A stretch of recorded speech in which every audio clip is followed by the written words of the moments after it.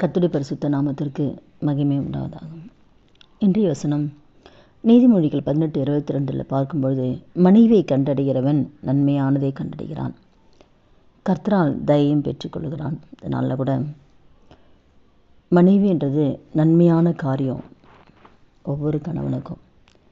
அப்போ நாம் ஒவ்வொரு கணவனுக்கும் நன்மையாய் நாம் இருக்கிறோமா, நம்மை நாமே ஆராய்ந்து பார்க்கணும். ஒவ்வொரு மனைவிமார்களும் நம்ம கணவனுக்கு ஒரு நன்மையான ஒரு பாத்திரமாய், நன்மையானதை கண்டடைத்த, நன்மையானதை பெற்றுக்கொண்ட ஒரு பாத்திரமாய் நாம் இருக்கிறோமா, நம்ம ஆராய்ந்து பார்க்கணும். நம்ம நன்மையானவர்களாக இருந்தால் மாத்திரம்தான் அந்த குடும்பம் ஆசீர்வாதமாக இருக்க முடியும்.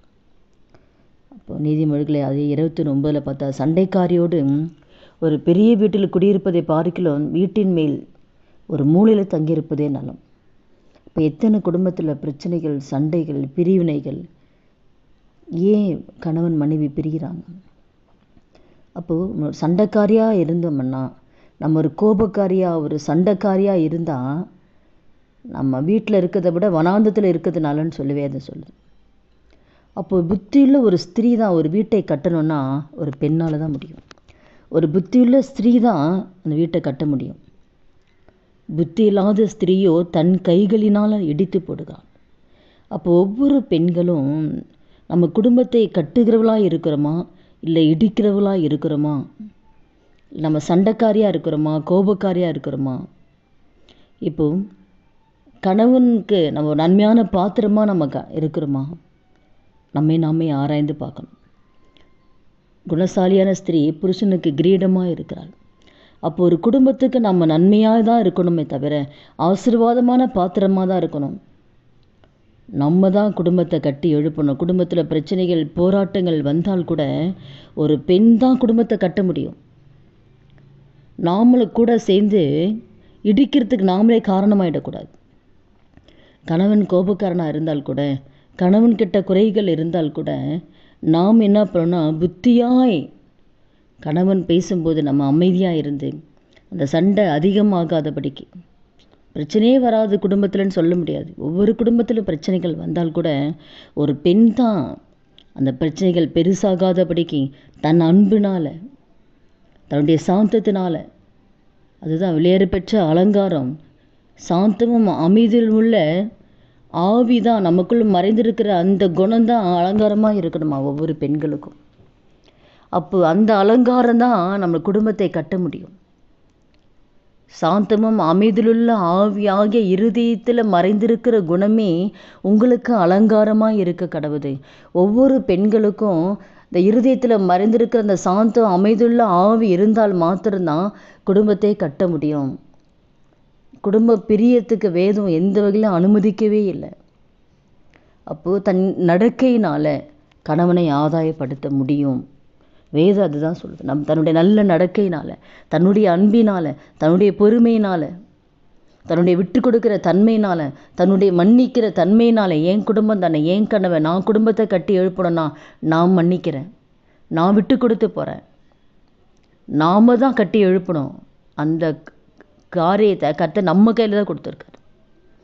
அப்போ இப்படிப்பட்ட சுபாவங்கள் இல்லாதனால தான் கிறிஸ்துவ குடும்பத்திலேயே சின்ன சின்ன காரியத்துக்கெல்லாம் குடும்பம் பிரிகிற காரியமே வேதம் வாழ்க்கையாய் மாறாதனால தான்.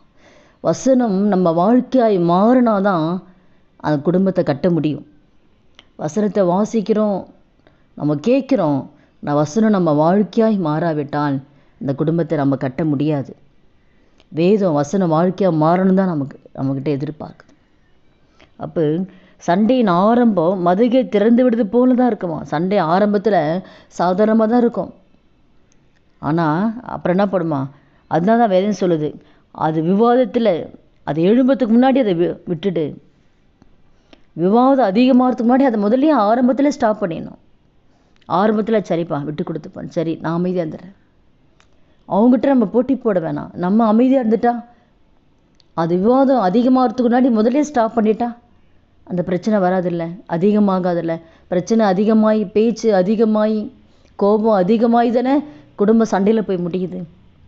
அப்போ கோபப்படாமல் அதை பொறுமையாக நம்ம அனுசரித்து போயிட்டா, அமைதியாகி போயிட்டா, விட்டு கொடுத்து போயிட்டா, அப்போ அதிகமாகாதில்லை. அப்போ அந்த அன்பு நமக்குள்ளே இருந்தால், அதுதான் வேதம் சொல்லுது, அன்பு நீடிய சாந்தம் உள்ளது, நீடிய தயம் உள்ளது, அன்பு சினமடையாது, தீங்கு நினையாது. பிள்ளைங்களை எப்படி வளர்க்கணும், எப்படி நடத்தணும், வேதம் நமக்கு எல்லாத்தையுமே கற்றுக் கொடுக்குது. ஒரு பெண் ஒவ்வொரு நாளும் அதிகாலை எழுந்து தெய்வ சமூகத்தில் காத்திருந்து ஜெபித்து குடும்பத்துக்காக ஜெபத்திலையும் வேத வாசிப்பிலையும் தன்னுடைய நடக்கையிலையும் தன்னுடைய அன்பிலும் சாந்தத்திலையும் குடும்பத்தை நம்ம கட்டி எழுப்பும்போது, அது எப்படிப்பட்ட கணவனாக இருந்தால் கூட அந்த கணவனை நம்மால் மாற்ற முடியும், நம்ம நடக்கையினால் மாற்ற முடியும், நம்ம அன்பினால் மாற்ற முடியும். அதுக்கு நம்ம நிறைய தியாகம் பண்ணி ஆகணும், கிரையம் செலுத்தி ஆகணும். ஒரு குடும்பத்தை கட்டுறதுனா சாதாரண காரியம் கிடையாது. அது பாடுகள் வரும், நம்ம செய்யாத தப்பு செய்யன்னு சொல்லுவாங்க, அதை ஏற்றுக்கொண்டு விட்டு கொடுத்து போகணும், அதை ஏற்றுக்கொண்டு மன்னித்து போகணும். இதில் நமக்கு சுயம் இருக்கக்கூடாது, நமக்கு மாம்ச செயல்படக்கூடாது. எந்த வகையிலுமே எல்லாத்துலேயுமே நம்ம விட்டு கொடுத்து போனால் தான் ஒரு குடும்பத்தை கட்ட முடியும். எந்த குடும்பம் மாமியார்கிட்ட சரி, பிள்ளைங்க கிட்ட போன குடும்பத்தில் சரி, எல்லார்கிட்டையும் அனுசரித்து விட்டு கொடுத்து கிறிஸ்துவின் அன்பை வெளிப்படுத்தி நம்மை குறித்து மற்றவங்க சாட்சி கொடுக்குற அளவுக்கு நம்ம மாறணும். நம்ம குடும்பத்தில் சாட்சி கொடுத்ததில்லை, நம்ம போன குடும்பத்தில் கணவன் குடும்பத்தில் நம்ம குறித்து சாட்சி கொடுக்கணும், நம்மை குறித்து கணவன் சாட்சி கொடுக்கணும். அப்படிப்பட்ட ஒரு வாழ்க்கை, சாட்சியுள்ள ஒரு வாழ்க்கை தான் கர்த்தர் பெண்களாகிய நம்மக்கிட்ட எதிர்பார்க்கிறார். அப்போ அப்படிப்பட்ட வாழ்க்கை நம்மக்கிட்ட இருக்கா? நன்மையான பாத்திரமாக நம்ம இருக்கிறோமா? அதுதான் மனைவியை கண்டடிக்கிறவன் நன்மையானதை கண்டடிக்கிறான். அப்படிப்பட்ட ஒரு மனைவியாய் நன்மையான ஒரு பாத்திரமாய் நம்ம இருக்கிறோமா? நம்மை ஆராய்ந்து பார்த்து நாளில் அந்த வார்த்தை கேட்குற ஒவ்வொரு பெண்களுமே நாம் எப்படி இருக்கிறோம்? குடும்பத்தை கற்றுகளாக இருக்கிறோமா, இல்லை இடிக்கிறவர்களாக இருக்கிறோமா, இல்லை அன்பை மாத்திரம் வெளிப்படுத்துகிறோமா, இல்லை நம்ம கோபக்காரியாக சண்டைக்காரியாக இருந்து குடும்பம் பிரியத்துக்கு நம்ம காரணமாக இருக்கிறோமா? நாமே ஆராய்ந்து இந்த நாள் ஒப்புக் கொடுக்கலாமா? துதிகள் மத்தியில் வாசம் செய்கிற நல்ல தகப்பனே, இயேசுவின் நாமத்தில் சமூகத்தில் வருகிறோம். இந்த வார்த்தை கேட்குற ஒவ்வொருத்தரும் கரத்தில் ஒப்புக் கொடுக்குற ஆண்டவரே, அப்பா நாங்கள் ஒரு புத்தியுள்ள ஸ்திரீயா ஆண்டவரே, குடும்பத்தை கட்டி எழுப்புகளாய் கர்த்தர் ஒவ்வொருவரையும் கர்த்தர் மாற்றுங்க ஆண்டவரே. புருஷனுக்கு கிரீடமாய் ஒரு குணசாலின ஸ்திரீ இருக்கணுமே அப்பா, அப்படியாய் கர்த்தர் ஆண்டவர் ஒவ்வொரு பெண்களை கர்த்தர் நீங்கள் மாற்றுங்க ஆண்டவரே.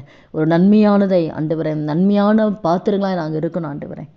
கனி கொடுக்கிற பாத்திரம், ஒரு அன்புள்ள பாத்திரமாய் நடக்கினால கணவனை யாதைப்படுத்துகிற ஆண்டவரே அப்பா, ஒரு பிள்ளைகளாய் ஒவ்வொருவரும் கர்த்தர் நீங்கள் மாற்றி ஆண்டவரே அப்போ இனி வருகிற நாட்களில் குடும்பத்தில் சமாதானத்தோடு ஆண்டவர் தன்னுடைய அலங்காரமாகிய சாந்தமும் அமைதியுள்ள ஆவியாக அந்த அலங்காரத்தில் இந்த குடும்பத்தை கட்டி எழுப்ப, ஜெபத்தில் கட்டி எழுப்ப, தன் நடக்கையினால் அன்பினால் குடும்பத்தை கட்டி எழுப்பக்கூடிய கிருபை ஒவ்வொரு பெண்களுக்கு கொடுத்து வருகிற நாட்களில் சமாதானத்தோடு சந்தோஷத்தோடு குடும்பத்தை கட்டி எழுப்பக்கூடிய கிருபை ஒவ்வொருக்கு கர்த்தர் கொடுத்து நடத்தும்படியா நானுடைய கரத்தில் ஒப்பு கொடுத்து ஜெபிக்கிறோம். இயேசுவின் நாமத்தை ஜெபிக்கிறோம் நல்ல பிதாவே, ஆமீன். கர்த்தர் நாமத்துக்கு மகிமை உண்டாவதாக.